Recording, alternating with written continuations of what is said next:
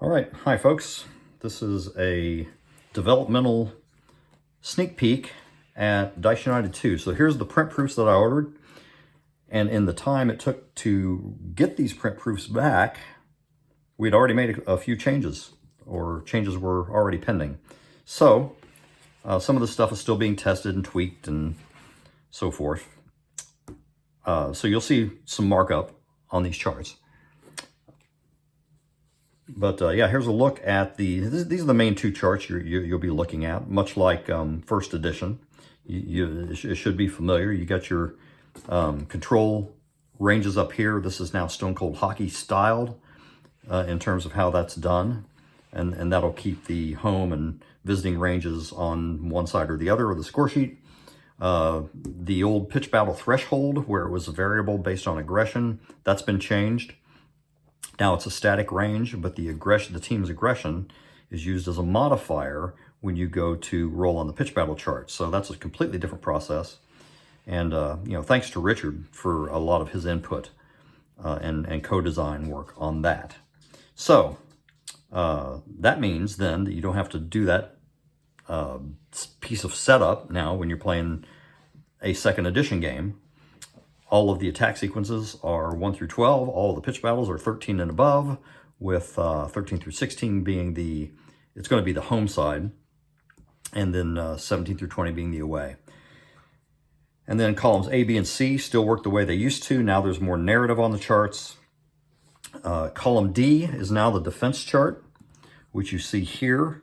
It's not an exact match for the attack chart like it used to be. So this is not really an extension of the attack chart, but it is a separate chart that you defer to, unlike first edition. But like first edition, I will say that the logic, the implications remain the same, in that, if you roll low on the D100, but it shifts to the defense chart, then you know that you have avoided a dangerous shot on goal. Probably a goal scoring down here, depending on the team's attack rating, as opposed to getting some lesser chance on the defense chart for the same result. Okay, so that logic still applies. All right, there's the keeper check chart. It's been laid out this way in order for the defense chart to line up with the attack chart in the traditional way that you're used to.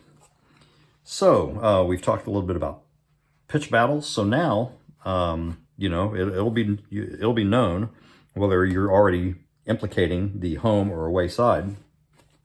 So you already know which aggression rating to go get, and you'll use that as a modifier. So you roll 1d20 plus this aggression modifier, and bang, first, second, and crunch columns, respectively, will lay out what are the likely events to occur using that variable, using the D20 variable with that aggression rating. And some of those results will defer to something more significant. So you can get pointed to the yellow intensity table, in which case you roll a D20 again without a modifier. It's just a straight die roll. Or you'll do the same thing for the red intensity check, which is less common, as you might expect. And here that is. All right, so we'll get into more detail on that some other time. Great chance chart, penalty kick. These charts, for the most part, they haven't been changed a great deal. I think the PK chart is still the same as first edition. That may be true of corner kick and free kick as well. Yeah, maybe. All right, so, here's something new, the double time chart. This is a little option, a big option, really. It's an option I think I'll probably use most of the time. And this brings in some additional twists now and then to the action, where a team's ratings could be impacted based on some event on the pitch. And I think it's pretty neat. It's not real specific, so it's not like we're going through and pulling out certain rare plays or something like that from history and throwing them in here. It's more in the general sense, but I think it'll give a nice sense of depth, a little extra narrative, if you choose to use it, and you don't have to. But you'll see that it has its own attack and pitch battle columns. So it's just, instead of using the core charts, you would just pull out this sheet instead and look up the result and resolve it. All right. So, and here's the timing aid quick reference. This is not something I use a great deal. It was developed after I'd already gotten used to playing the game a certain way, but I think it is a good tool for folks to keep things straight, or especially when you're in the learning curve, you can look things up. And this talks about some of the changes to timing. So that's one of the big things that has changed in the game. Let me pull this over. Well, let me see. Let me go to this next. So that's a lot of charts. If you have that laying out, if you have this over on the side, you've got these two charts next to each other. I think what I would do is put these in a sleeve and flip-flop them that way. But yeah, these charts are bigger. Take up a little bit more space in first edition, unless you want to use the condensed charts, which I think I'm going to go ahead and include in the core game. And that takes all of that stuff except for the double time chart that we just talked about. This is all the core charts. So this illustrates that the game is pretty much the same game at its core. All right, so you can get all of that onto 2 pages. Now, so what are some things that have changed? So timing is something that we really worked hard at. And why did we do that? It was because in first edition, all the scoring was generally pretty accurate. Very happy with that, really. The scoring was sort of compressed, especially into crunch time. So we figured out there was really just sort of too much crunch time, and that the final attack rule wasn't really necessary. That final attack rule was put in so that there was a definitive spot to end the game. But really, I think it caused about as much confusion as it cured for some folks. So it's been done away with. All right, what else is new? So aside from the no final attack rule, when a goal is scored, there's now a goal momentum rule. And we call all of these are sort of circumstantial or conditional die rolls. So in other words, those of you who are familiar with Dice United, most of the time you're rolling 2 10-sided dice, 2d10, and reading them 0 through 9. So if you roll a 0-0, no time elapses unless some other event says otherwise. And if you roll double 9, you could advance as much as 18 minutes between one highlight and the next. That's not quite true anymore. So there are some exceptions to that. But in normal time, 2d10 is what you roll. But there are these conditional rolls now. So such as kickoff, that was in first edition too.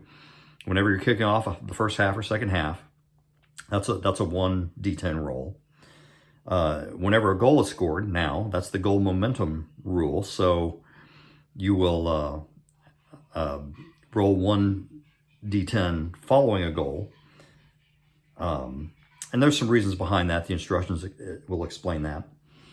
And let's see, doubles. So when you roll doubles now on a normal timing roll, that's how you get to the double time chart. All right? That's how you activate it. And when that occurs, you'll use the value of a single die instead of adding the two together. And then you'll resolve the event. So you'll look up the value of the doubles. So if it's a double 5, then you look down here and it's an attack. You already know whether it's an attack or a pitch battle. Then you go down here and it says hot-blooded. The high ag side loses focus. Roll attack sequence for the lower ag side. All right. And then it has the tiebreaker there. So this is another way to add a little narrative depth to the game and sort of match the teams up in ways other than just control ratings and attack versus defense and attack versus keeper and that sort of thing. So I think it's going to be pretty cool. So you would resolve, you've rolled your doubles, you've used the value of a single die, you've resolved the event on the double time chart, and then down here in bold it says, after resolving a double time sequence, roll 1d10 again for the next sequence. So in other words, that's acknowledging that this is double time, right?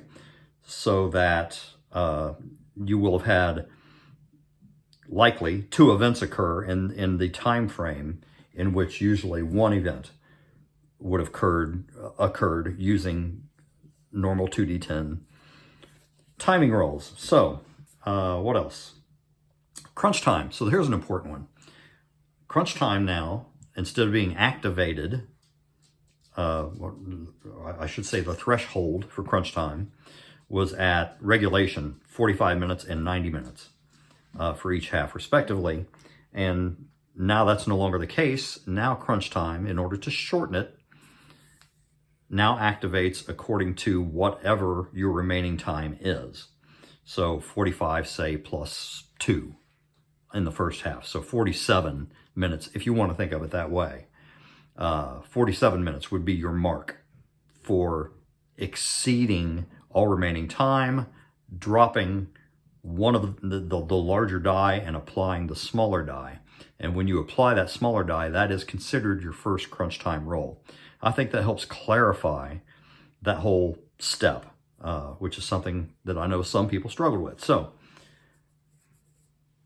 I hope that helps, and let's see what else. And then that will reduce crunch time. In fact, in second edition, there are going to be fairly frequent cases, especially in the first half, where crunch time doesn't really occur. You might exceed your mark with both dice and never have a crunch time sequence.